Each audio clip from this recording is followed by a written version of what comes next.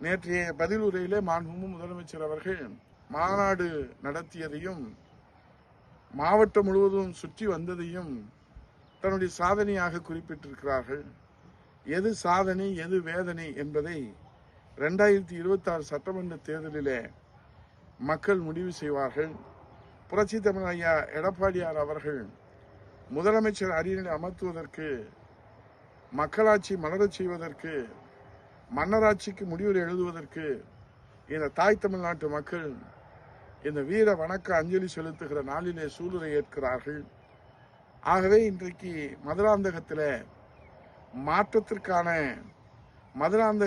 ஆட்சி மாற்றத்திற்கான தேர்தல் பரப்புரையை புரட்சி தமிழ் ஐயா எடப்பாடியார் தலைமையிலே மக்களாட்சி மலர்வதற்கான தேர்தல் பரப்புரையை மாண்புமிகு பாரத பிரதமர் நரேந்திர மோடிஜி அவர்கள் துவங்கி வைத்து ஒரு புதிய வெற்றி சரித்திரத்தை, ஒரு புதிய அத்தியாயத்தை தமிழ் மொழி, தமிழ் இனம், தமிழ் மக்கள், இந்த சாமானியர்கள், இந்த ஏழை எளியவர்கள் ஒரு குடும்ப கொடுங்கோல் ஆட்சியிலிருந்து மீட்டெடுக்க வேண்டும்.